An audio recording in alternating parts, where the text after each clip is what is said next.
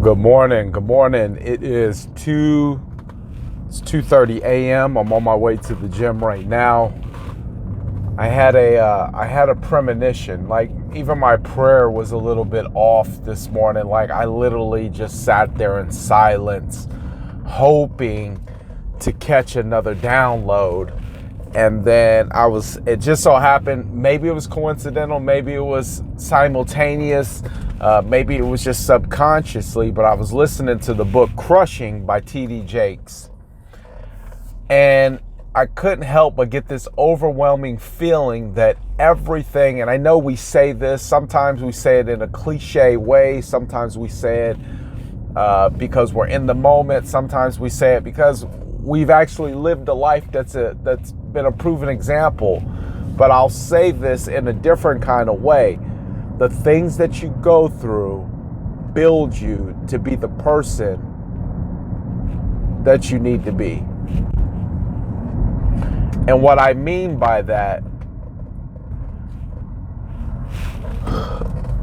the Bible talks about the seed and the tare, and how that when there's a blessing, at the same time there's also a curse.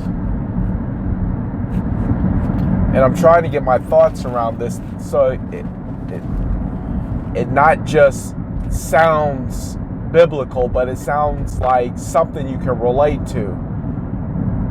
I guess what I'm trying to say in a very simple, no-nonsense way, you have to deal with whatever comes at you. And not only do you have to deal with it in a Christian way, but you have to deal with what comes at you without complaining, without making mention of it,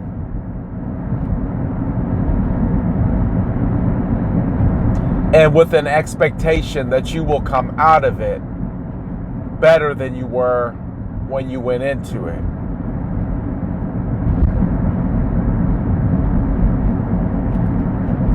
Those are three hard things to do. Because by nature, we want to complain about things as if that ever fixed anything.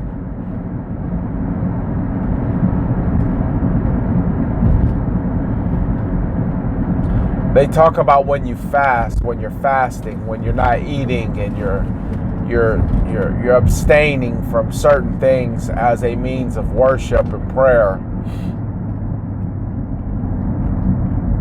that you ought not walk around withered, so that people ask you what's wrong. But you should look refreshed, like you just had some water splashed on your face, or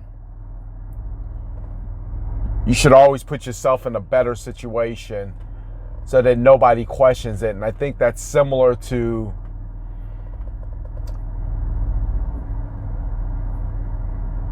the tests and the trials and things that you're going through. It's almost as if you have to handle it with an air of dignity. Not so much that you can't tell anyone, but it's how you tell them.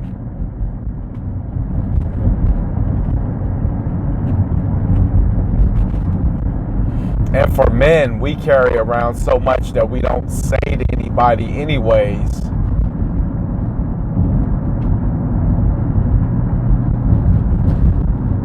It almost feels like something that I'm telling women.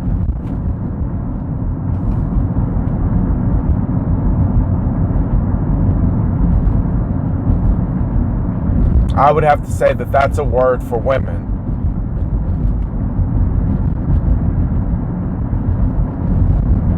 It's just know that you will be better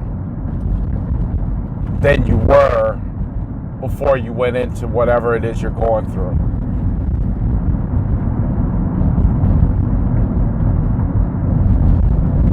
Everything that's happening to you, for you, has a purpose. You're just going to have to trust it. And you're going to have to stay in prayer. You're going to have to stay in constant thought of what it is that you're working for, what it is that you want. You're going to have to keep searching through the problem to find your purpose.